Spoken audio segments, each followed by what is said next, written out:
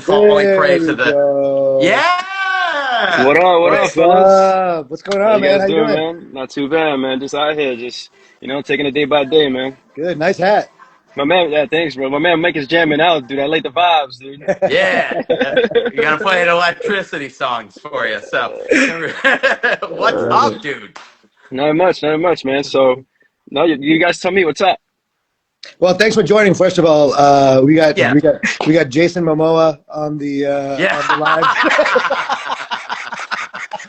we're we're I not had to. worthy. I had We're that. not I worthy. had that planned. I had to. I had That to. was that was that was a, that was a selling point right there. Yeah. So Special guest, special guest. yes, exactly. We got Cristian Cruz here. He's an electrician. He runs his own, I guess, electrician contracting company, Yeah, electric contracting company. yeah, you got it.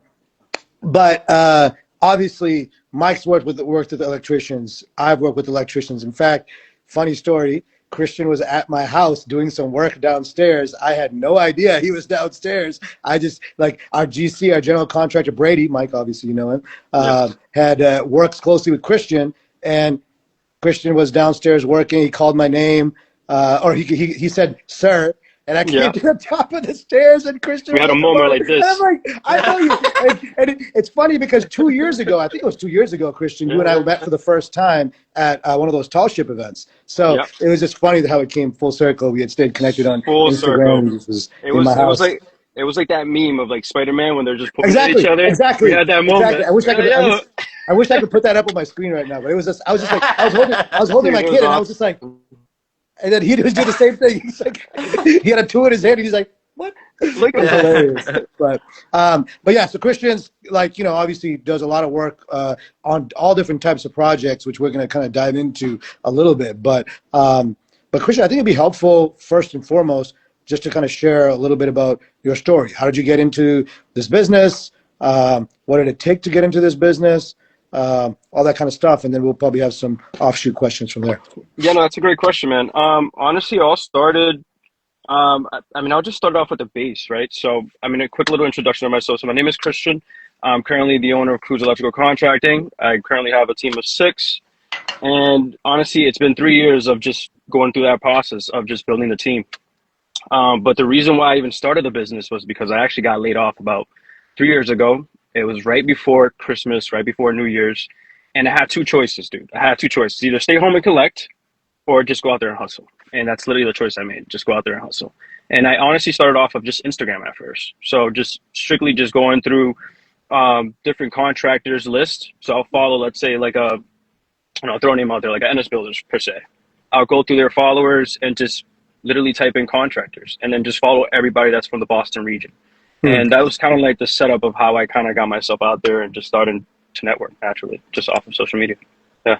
Got it. That's awesome. Brilliant. So, Yeah. Brilliant. yeah, I see the content you put out too. Like, you did a bunch of DIY stuff. You did, Yeah. it looks like you even done some furniture, right? Like Yeah, I got all that into kind of stuff. that, which is crazy. Honestly, I've always been hands on. Like that's one thing. Like that's probably been like the number one thing that I actually enjoy, just naturally just being hands on.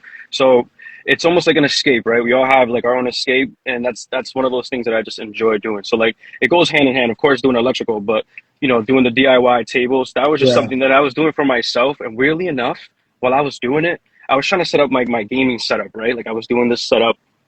I had this table like maple wood. I went down to the T of like sanding it down, putting the epoxy over it to do the finish coat. And then I took a picture of it because I'm like, dude, this thing looks sick. But what happens if I just throw it up on like Facebook Marketplace?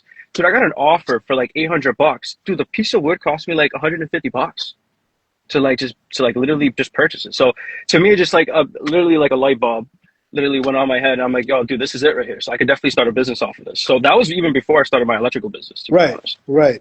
So that was kind of like the first idea that I had was like, maybe I'll just start doing some woodworking while I still had my W-2. But of Sure. course, I got the layoff, and that's kind of like how this whole setup started. So yeah, Well, but that's the stuff that kind of gave you that entrepreneurial mindset, right? To kind of go yeah, out, do your own thing, right, like you said, hustle, all that kind of yeah. stuff. So tell us about your business. What kind of jobs do you work on? What do you specialize in? And maybe you said you have a team of six. Like, do Yeah. different people do different things? Like, how does it work?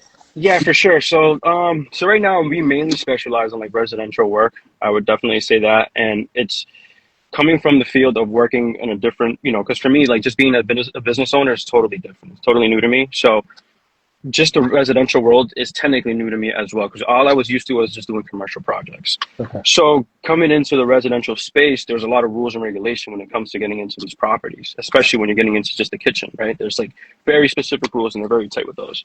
But as of right now, yeah, the main thing that we focus on is single family houses to multi-units right now. So we've been getting lucky with some of the multi-unit wiring for some of those properties, and then we also specialize on doing some fire alarm systems as well, which most electrical companies don't provide those services. Usually, it's just like the 120-volt systems, but not the low voltage fire alarm systems. So that's kind of like our main focus right now. And then, of course, like you said, Brady, he's kind of been tossing us a little bit more of those jobs where it's given us more opportunities to do some commercial projects, which have been, yeah, our strong suit would definitely say would be on the residential side, but we're not afraid of taking on the commercial work as well. It's just the opportunity isn't necessarily there. Sure. You know what I Sure. mean? What's the biggest difference? You mentioned code and all that kind of stuff. Yeah, That's something you need to keep in mind on the residential side. Are there any other major differences aside from like obviously there's the scale, right? Commercial can be for sure. huge, Yeah, but like are there any other kind of nuances that maybe people like even Mike and I may not know yeah, about? yeah. So like the simplest one can be, and I would just reference to like the kitchens. Let's say like in a kitchen, you're gonna need, let's say, like those GFCI, let's say outlets per se, right? You know, the ones that trip, Yeah. those annoying ones. So in a commercial space, you technically don't need to have like the GFCI function, which is like this extra safety feature that's extremely required in properties because we install those just so that we're preventing fires. That's why the rules are so heavy on the residential side. On the commercial side, they're not so heavy on that. Just because, not saying that there's not like a safety requirement. It's just it's not something that's pushed as heavily. But in another example too, on the residential side, the rules, there's spacing that you need to fulfill. Let's say like if you walk into a bedroom, you need to put an outlet, let's say within 6 feet as soon as you walk in. Where in a commercial space, you can put an outlet wherever. So that's like another good example too, of some of the rules. So there's a lot more leniency in commercial, but in residential, you have to follow every specific rule that is specified on the code. Got it. So yeah. So that's kind of like how it goes for the ruling. Yeah. This is my personal experience the last few weeks, so I'll ask you off of that. The Anytime the inspector says knob and tube, it seems to be the boogeyman. Mm-hmm. Obviously, I actually had I was talking to a guy about listing his property. He's like, "Oh yeah," and he's like smoking a cigar. He's like, "It's all knob and tube." He's like, "They're bringing that back in California." And I was just like, "Sir, I don't think that they are." No. But and had the back and forth there. Now, there's some houses where it's prevalent throughout, and I'll let you speak on the dangers of it and everything like that. But like, what would you say for somebody that, like, I have another multifamily that just has it like in a closed circuit in the basement, doing a couple lights and some outlets, everything else in the house has been updated. Like, Yeah. what's the best approach to maybe get rid of that or remedy it? And then just your experience having to like maybe overhaul a home that had it back in Yeah. the day. So with knob and tube, what's interesting is like honestly, we don't come across it much, but when we do, we try to avoid it as electricians because what happens is if you find out that a property does have it, it could be doing most of the house. And as soon as you touch it, that's the number one rule in electrical. Is like you touch it, you own it. That's literally what it is. So you have to bring it up right away. Let's say, and for a homeowner that has knobbing tube, that's kind of like the general rule of thumb that we have for the business itself. But to answer your question on just like the process of elimination, let's just say if it's just simply in your basement, the best way of figuring it out is like just shutting off the circuit, seeing what it actually does, and then just 100% eliminating it. And if you're lucky enough, it's just doing your basement. I mean, yeah, just running new wiring for it and then doing the new lighting for it, just that area. But in most cases, what happens is with knob and tube, they would always run it in the ceiling, so it would always just be a straight shot across. So let's say if you're standing in the hallway and you can stand in the very back end of the property, and you can stare at the front, it would just be a super straight shot all the way across. And what would happen is they would tap off of it, and then that would just feed off all of your, let's say, your lighting circuits. So what happens is whenever you're doing knob and tube, as soon as you shut off a circuit, when the property has it, most cases is doing most of the lights. So that's why it becomes such a messy job, because as soon as you shut it off, you have to figure out how am I going to run a wire from the basement, let's say, to let's just say the second floor. You know what I mean? So it becomes a very messy project. And then most homeowners actually are very unaware of like that whole process. But once they start to see it and get into it, they're like they're honestly they're always surprised by it. Yeah. Always surprised by Yeah. it. Yeah. Yeah. I had GFCI three-pronged outlets everywhere like that. The electrical box looked beautiful, Yeah. and that was supplying the house. And what we noticed was just like a couple ones that the inspector identified as active. So at that Yeah. point, I think like the fix is a lot like easier for you with it being like, Yeah, if it's present right there, yeah, and especially if you know if it's just doing that section, because like I said, sometimes you never really know, and mhm. you most likely would have to have like a second person to test it, because you're kind of just at the panel. You can see where it comes in. You can test it with a tick tracer, shut it off, and then you have to go around the entire house and make sure that it didn't affect any areas. And then it's good to do that walkthrough, let's say with the homeowner, because then you can show them, hey, look, this is affecting like your top floor, and that's kind of like gives them a good idea of like honestly, it's a safety hazard. That's the biggest thing with knob and tube. It's like it's a circuit that never really shuts off. It's always it's not protected properly. It's not ground. It doesn't have a ground to it. It just has constant power. So that's where the hazard is with those. So by safety, just to be clear for anybody who who's listening, you're talking about fire. Fire, Yeah. 100%.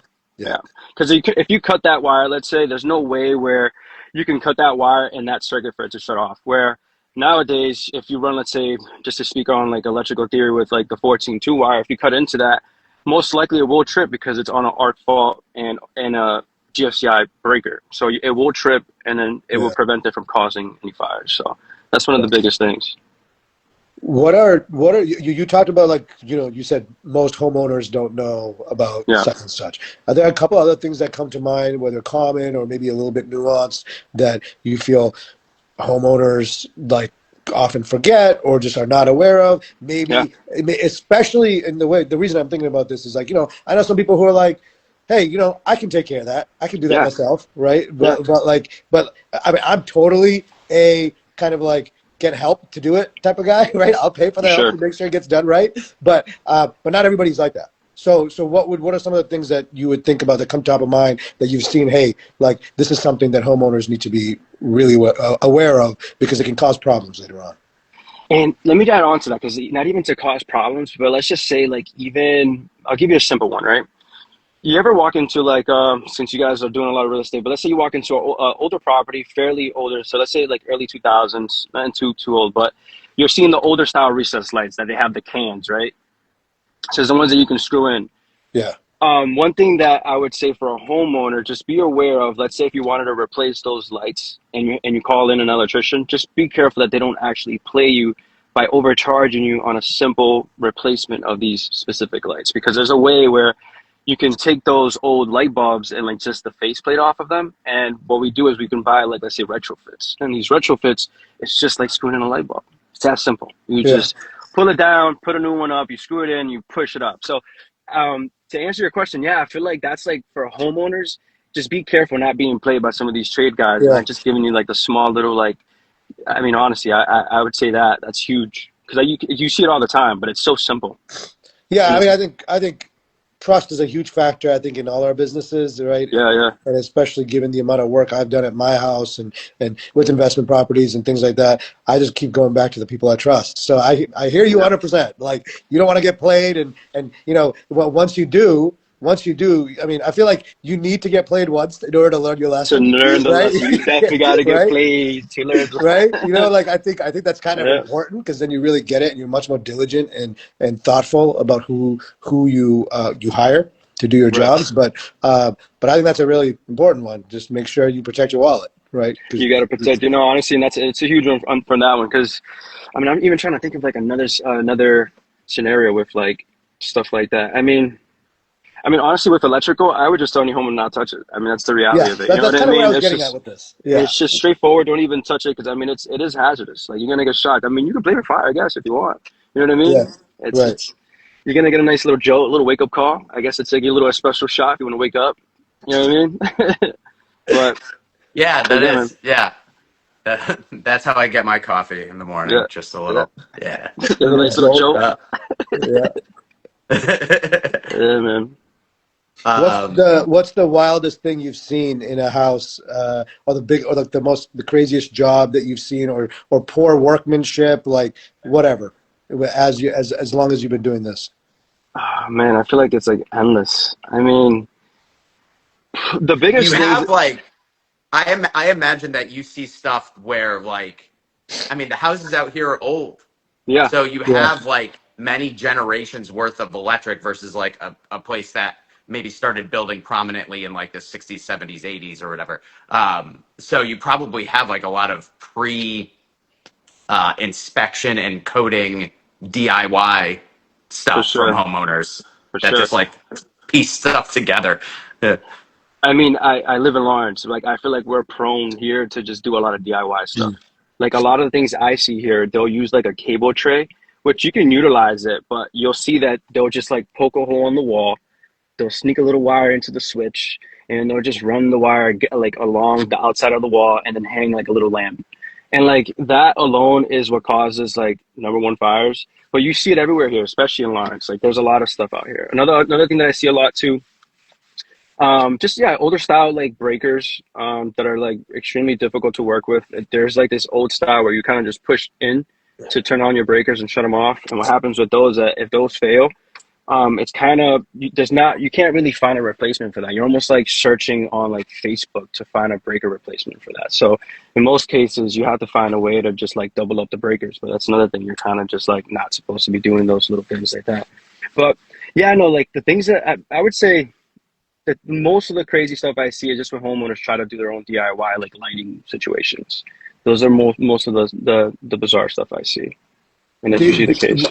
Mike, do you run across? Do you get a lot of questions about like like people looking for electricians, or people who are like, hey, do you think I can do this myself? I never get a hey, do you think I can do this myself? I've Like actually gotten a couple of those. yeah, have you? Yeah, not That from I clients, always because have people looking for not from electricians. clients, not from Yeah. clients. Let me look. Important kind of disclaimer here. Not from clients, because I feel like I do a good job of coaching them, right? Yeah. Like get the right help. But it's from like friends or like people in my network. Like, I think I'm gonna do this, or like, if I'm asking them a question, they're like, oh, I'll come over and do that for you. I'm like, are you crazy? Like, absolutely not. You're Yeah. not touching my house. I can Get see out that of as an here. example as like, I don't know, you imagine I get a call and then I do the walkthrough. I can only imagine like how many people have actually observed me based off me just giving them an analysis if they've taken that project themselves. I mean, there's some people that are smart enough to do the work, you know what I mean? But Sure. it really just depends on who the person is. But yeah, no, I can definitely see that being a thing of someone trying to do it themselves. Hey, I got my man Shane in here. What's up, bro? I can't even see who's if you guys can see who's on the live right now. For some reason I I can't. I Give him I a just shout saw out. Shane come in. Yeah, So just Shane. just What's I Shane. up, don't know. Shane? I can't even see. It doesn't show me like the past stuff either. Yeah, usually it does. It's telling me who's on, who's joining, what have you, but it's not doing that today, but whatever. Oh, Um, big shout out to Shane. We're He's getting married tomorrow. No, actually Saturday. So we got to give him a big shout out. Yeah, let's go. yeah, Hey, Shane, if it's he's still here. electric. yeah, It's electric. Shane. Yes, sir. Marriage Yeah, is electric. You're spending your final minutes as a single man here with us. It's yeah, a Love yeah, it. beautiful yeah, Love it. thing. yeah. Love it. I love it. Which is Um, awesome. Christian, if somebody wants to get in touch with you, Yes. what's the best way for them to do that? Um, as of right now, I just have like my own personal direct line. I don't really advertise on any like Google or Yelp or anything like that. Like I said before, I've kind of just been doing a lot of self marketing. But if someone wanted to contact me, usually what happens is like through Instagram because it's Yeah, it's I mean, kind of been like it the seems like you've been pretty active. Maybe even if you yeah have taken a hiatus, you've yeah you've been pretty active in the past on Instagram. Cruz Electric, I believe, has its own Instagram as well. it So does it does, and that's another thing too. I feel like I need to separate that too. Like I try to think of it like my own entity. Like I approach it as like my personal Instagram and just like contact people directly. But I don't know if it'd be more appropriate to just contact people from like my actual business account. But I don't know. I just feel like just simply just reach out. You know what I mean? Like it's all the same Yeah, thing. You know what I mean? Yeah, So I don't absolutely. know. Yeah, that's one thing. I haven't really like thought of like building the actual Instagram itself, but I And don't so know. I'm just going with the flow. on that note too, like like just building your client base and what have you, is it primarily through like these relationships with contractors, GCs, etc., or Yeah, definitely, that's definitely, the definitely. majority of your business? Yeah, definitely. So like, I mean, I'll give you some like little gems. Like, I honestly, what I've realized just being in the electrical field, I mean, there's so much more to learn, right? And I feel like as I'm going through the process of it, I do love the journey and everything that I'm going through in the process of just like, especially like I said with residential projects, there's a ton of rules and regulations, but I realized just running the business, I enjoy the marketing aspect of it. I enjoy the cold calling. I enjoy meeting with clients. I enjoy like you never know who you get to meet. You know what I'm saying? I enjoy those things. I mean, I even go as crazy as like as I'm driving, I'll see a truck in front of me that says contractor, and I'm calling him. Like I don't even care. I have endless of photos on my phone of so many vans. I can even like honestly, if I could share my screen, you can just see the Yeah, list. It's probably like 500 photos.